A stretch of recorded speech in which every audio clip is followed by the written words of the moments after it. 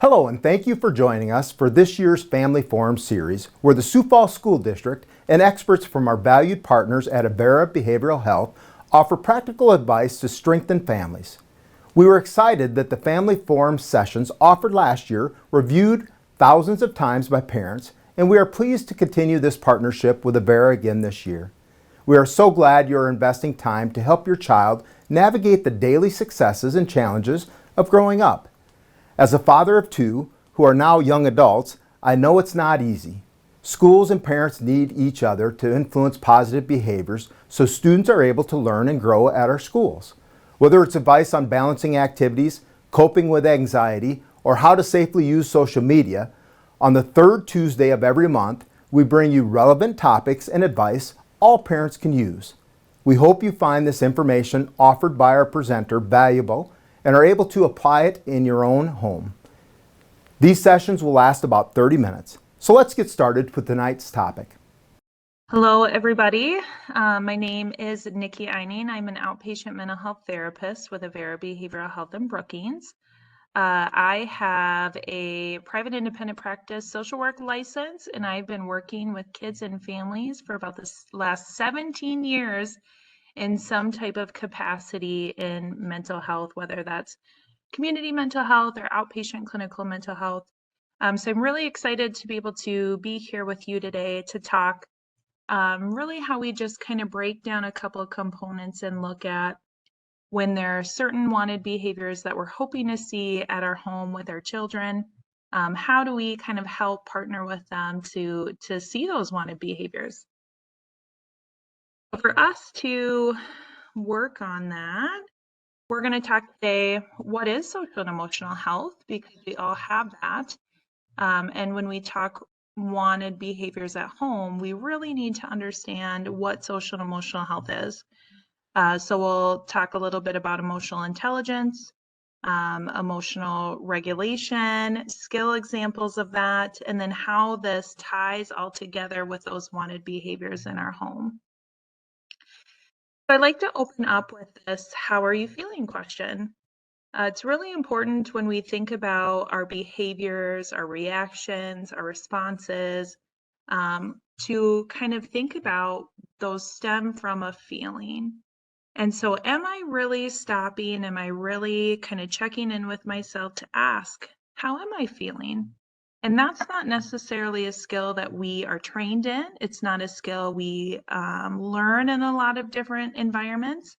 And so it's maybe not a skill that our children are practicing either.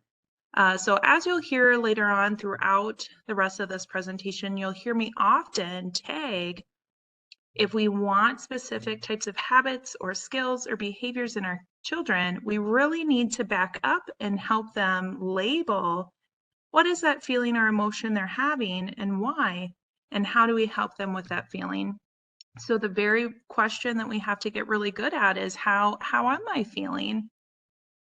And why we want to do that is because we want to remember and validate for ourselves, for our children, for all of our family members, we all have social and emotional health. So just like physical health, right? How am I taking care of my muscles? How am I taking care of my body? We all have social and emotional health. So how am I taking care of my brain? How am I taking care of my nervous system? How am I taking care of my relationships? And so when we look at social emotional health, that's our ability to really understand and manage our sensations, our emotions inside our body, our reactions to those sensations and feelings we have, and then our relationships around us. It's also important, like we've talked about just recently, there are lots of different factors and experiences that alter social and emotional development. So maybe the family I'm in, the neighborhood I'm in, my community. When we talk, COVID, a global pandemic, that's something that's a factor that maybe has altered our social emotional development, right? We were in quarantine and kind of isolated from others for a period of time. And so that really impacted some of that social development for our youth. We want to validate that every single one of us need to learn these skills, and they're not skills that we're trained in. And I love to share that we all have 34,000 unique emotions. But even though there's 34,000 different types of unique emotions, we can typically drill those down into specific categories, and we'll talk about those today. So as we talk wanted behaviors, we really have to understand what is a behavior. And a behavior is the way we act in response to a specific situation or a stimulus. So my challenge to everyone today is to really think of behavior a little differently. Um, we all have different beliefs about the world, about people, about situations that create thoughts that enter my brain. That thought creates a feeling, and from that feeling, right, I'm reacting in response. Then I choose a behavior. So that stimulus comes, so whatever that is, I have that feeling from those beliefs or thoughts, and then that behavior comes after my feeling. Well, I'm really asking us to challenge, our awareness or shift our mindset to this is because we want to really remember that if there are specific behaviors we hope to see within our children, we have to build skills around managing through uncomfortable thoughts and feelings. So if I have a belief, for example, that school is unsafe, the bully is going to be waiting outside the school door for me, he's going to be right there to yell and taunt me. If that is my belief that that is concrete, that's going to happen. I have all these flooding thoughts or images in my head of that person standing outside the door. My feeling is I'm scared, I'm anxious, I'm nervous, and my behavior might be refusing to go to school. And so for us to change that behavior, for us to shift that behavior, we have to go back and shift that belief. So if my child is believing this other student is going to be right outside the school door waiting for him to yell at him and do things, how do I change that belief for my child? I might have to come alongside my child in that belief and problem solve with them or work through that, right, to help manage that anxiety and shift to a different feeling. So if I could maybe communicate with the teacher, communicate with the principal, come up with a plan to help concretely show my child that in fact that belief that's not 100% true, because here's what here's what we know to be 100% true, right? Um, the recess monitor is going to be right outside the door. That child isn't going to be there. We're going to make sure you get into your classroom. There's opportunities for us to challenge those beliefs to help shift to a different behavior. But we have to be able to really have that awareness or that mindset. Again, that behavior is a response from a feeling, which is a response from a belief and a thought. So how do we build those skills? How do we build those solutions and explore solutions and partner with our children to get through uncomfortable thoughts and feelings? And how do we really help our children become aware of what those feelings are or aware of what those thoughts are? So that's why we talk about emotional recognition and intelligence, which leads to co-regulation or regulation, and then the opportunity for us to connect with our child.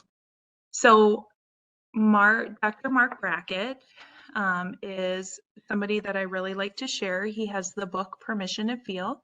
I always encourage sharing that book with others. I encourage you to maybe read it or audiobook it, or he has a great podcast with Brene Brown talking through his experience as a youth and how his uncle just really often asks, like, how are you feeling today? And just sat with him in that space and didn't, leave or didn't follow up with other verbal communication, just asked that question and sat with him. And over time, really gave him that permission to talk about his feelings as a child. And his uncle was able to learn more about his beliefs about the world, his thoughts about the world, his feelings, and help him maybe challenge some of those beliefs and thoughts or find solutions for those beliefs and thoughts to help shift to a different feeling about different environments and people in his world. And so based off of that research, he is now the founder of the Yale Emotional Intelligence. He's the director of the University of Yale Emotional Intelligence. And so he's created what he calls the mood meter. So as we help our children learn about emotions and feelings, because again, we really want them to be able to recognize and understand and label them for us to get that wanted behavior we want to see at home. He really talks about kind of the foundational skills around this mood meter. So yes, we know there's 34,000 different types of emotions. However, we can really categorize them and break them down into these different quadrants. And even getting very black and white, as we're just talking about even younger youth and helping them recognize and understand. We talk about this almost this continuum of, is my body uncomfortable? We'll see on that left side there in the middle of the mood meter. Is my body uncomfortable? Am I experiencing uncomfortable sensations or feelings inside my body? Or is my body comfortable? Am I feeling physically comfortable in my body? Do I have low energy, or maybe am I experiencing high energy? So we can really break those skills down when we talk about recognizing and understanding, again, those sensations or feeling inside our body, because these are complex skills, teaching our children about feelings and feeling words. But in order to give our children a sense of control of what's happening, it is vital they recognize and understand and label those feelings so we can manage through that and have a different behavior. When, for example, when we have maybe high energy and we're very uncomfortable, like we're very nervous or worried, sometimes we might see kids go to their phones or go to a tablet because they don't know how to manage through that anxiety or that fear or that scary thought or image or feeling they're having inside their body. Is screen time a way to cope with that feeling? Yes, it is. Do we want our children to use screen time as a way to cope through that feeling or manage through that feeling every time? No, because then we can form a dependency around it. So again, as we talk about learning about these sensations, learning about these emotions and feelings, why we want that is because we want to help our children manage through them, learn skills to manage through them, so we can have those wanted behaviors. So if we use that same example of my child being anxious, my child being bored, so we can see those maybe uncomfortable, low energy feelings in that blue quadrant. Boredom is one, right? We often see kids seek that screen time because they want to seek stimulation, right? They want to bring that energy up, and that's what screen time can do with that stimulation. What we can see is, yes, is screen time a skill that manages through that feeling? Yes. What happens when I take that screen time away, right? Sometimes we can see those outburst behaviors from our youth or the difficulty with sleep. Some of those components, when that stimulation, when our nervous system isn't able to regulate or calm down because of that stimulation from the screen time. So we talk about, how do I label my feelings? How do I help my youth label, like, yes, I'm bored. We want to build more ways to manage through that boredom than just screen time. Can I find art to do? Can I find a physical activity to do? Can we play a board game? What other options are there for me to manage through that feeling? So I am able to regulate, I am able to feel more comfortable in my body, so we don't have those unwanted behaviors, maybe of the tantrums or the outbursts or the difficulty with falling asleep that we're struggling with at home. So why the mood meter is important is, again, that first challenge I kind of have for us today How do we view behavior as a response to our feeling? So the mood meter really helps us try to come alongside our children and be able to practice that awareness of, am I uncomfortable in my body today? Am I comfortable in my body? Am I feeling like I don't have enough energy? Or am I feeling maybe like I have too much energy and I'm really hyper and I'm ecstatic and I can't manage my body right now? And what do I need to get to a place where I'm more comfortable? And so Dr. Brackett walked through what's called RULER. So the acronym is RULER.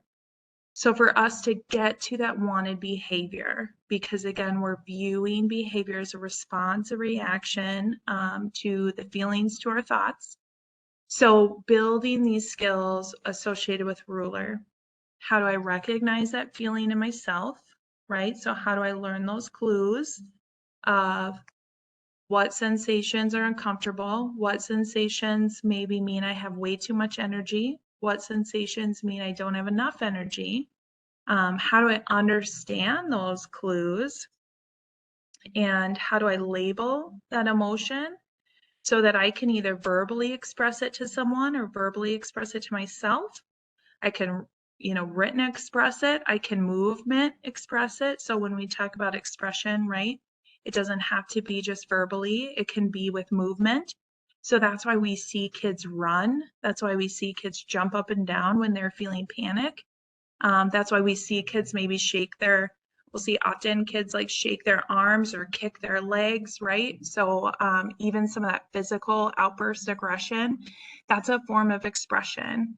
And so again, when we talk wanted behaviors, how do we get really good at these first three parts of RULER? So if we're helping them normalize, like, yes, expression is normal and movement is supportive for you, how do we find healthy ways for them to express that feeling and that emotion versus them not understanding that emotion and not having that expressive skill we want them to have, and them throwing chairs or throwing desks or being aggressive towards other students or peers. So that's, again, we really break it down to these RULER strategies. Can I remember that acronym RULER? And I like to make it even easier, right? I need to recognize, I need to understand the emotion, I need to label it, I need to express it to someone or myself or with movement. And then that last one is really, how do I regulate through my emotion or my feeling effectively? And when we talk about effectively, that's really that example that I'm talking about with, that anger, right? Or that embarrassment. Embarrassment's a hard feeling. Instead of throwing a desk or throwing a chair or running away or screaming, how do I regulate through that emotion with a skill that takes care of me, that makes sure everyone around me is safe, that's healthy for me, and gets me to a more comfortable sensation in my body. So overall, the goal is really, we want to build skills for us. We want to build skills for our kids. How do I, as a parent, I have 3 of my own. So how do I, as a parent, recognize my feelings as they occur and my body clues if I'm feeling triggered, if I'm not in control, and utilize skills to help myself so I don't trigger my kids either? Because one of the things when we talk about regulation, um, I have to recognize that feeling. I have to choose a skill to support me with that feeling so I'm regulated. If I'm not regulated, that can make other people around me dysregulated. So think of a time where, were you around someone who was really angry or really frustrated or really anxious? And did that feel uncomfortable in your body? Because that would be normal. When we're around others who are really dysregulated, that can be really hard for our physical sensations too. And so just the opposite, right? Have you ever been around somebody who's really calm and really regulated and kind of thinking to yourself like, oh, I really enjoy being around this person. They just seem so calm and relaxed and with it. And it just makes me feel relaxed and calm. And that is true. Our nervous systems will sync up to the people around us. So if I know that I want to help my child be regulated, I myself have to practice this too. And so, how do I recognize my own feelings and find skills that help me regulate through that feeling? So, my children stay regulated when we're in a hard situation, and I can help them through that. And they see me practice or see me model deep breathing or writing in my journal or coloring to get my feeling out or going for a walk to help me with that hard feeling. Because, again, why I say feeling, helping me with my feeling is that emotional recognition, right? Recognizing that feeling, and then managing through that big feeling. Um, I have to recognize that feeling first to be able to manage through it. So, a couple other components that we just want to simply remember, right? Our body, our nervous system takes in information all around us and stores that information of our experiences. So, from the moment that we're conceived, we start growing our nervous system and we start taking information in us around the world and storing that information in our nervous system. So sometimes we can have feelings, just like we talked about before, those beliefs, those thoughts that come and create that feeling. We can have feelings without really being aware, of exactly what's going on around us. So it doesn't necessarily have to be like this big experience to create a feeling. So let's say when I was 4, there was a dog that came up and it bit me outside. Maybe that dog was large, maybe it had lots of fur, maybe it was really black. Um, so my body has stored that experience. It has stored that information, right, about the color of the dog, about what the dog looked like, about maybe what I was doing before or after, because it was a traumatic experience for me. And so then what happens is, even though I'm not in that situation later on, if something, if maybe there's a stuffed animal in the room that represents something similar to that, it can really trigger an anxiety or fear-based response from me. And then I have that behavior response, right? Of I'm running out the room and I'm running away and I'm saying I'm not going to come to that classroom anymore because it's scary. And so again, when we talk about wanted behaviors, it's important for us to just simply remember, all of our experiences matter and they're part of, what we store in our memories and our nervous system, and they can be easily re-triggered like that. And so sometimes as adults, we don't 100% understand those beliefs and thoughts about a child that is creating that feeling, but how again can we open that door to communication or art to try to understand more about what that experience was, to learn more about that belief or that thought that created that behavior.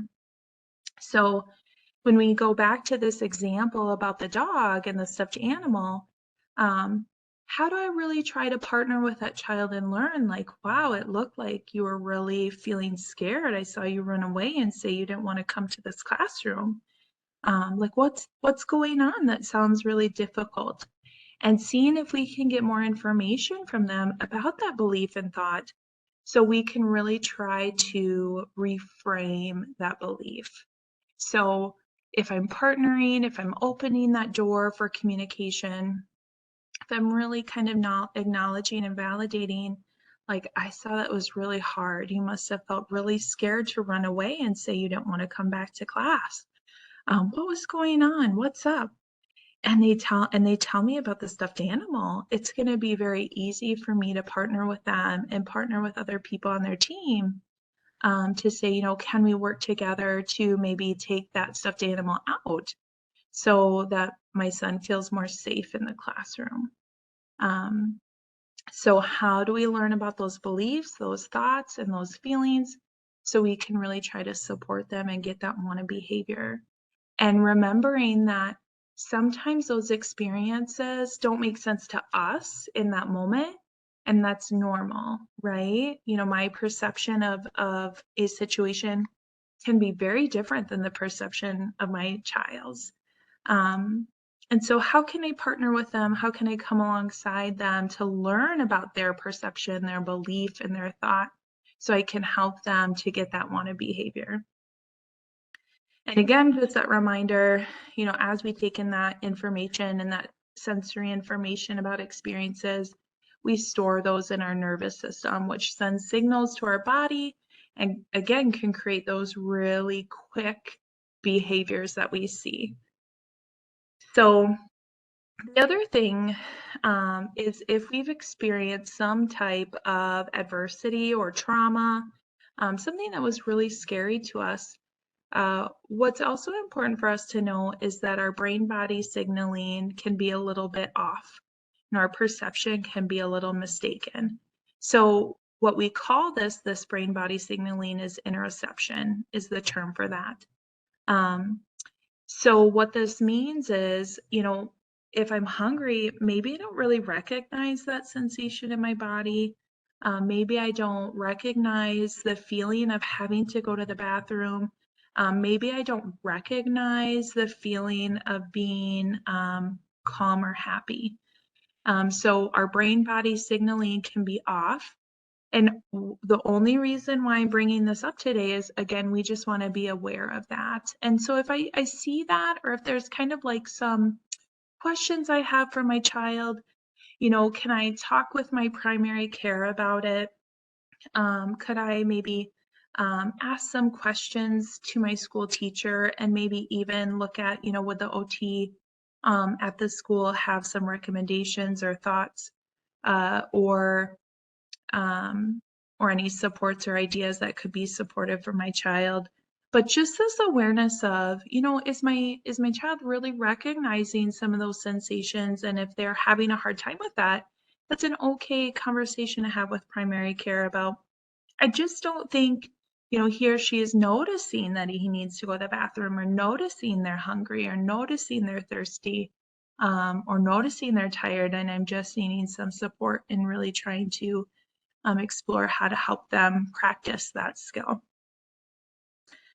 And this is another person, I know we talked about Dr. Mark Brackett and Ruler, but I always like to share Dr. Gottman too is another one where we talk.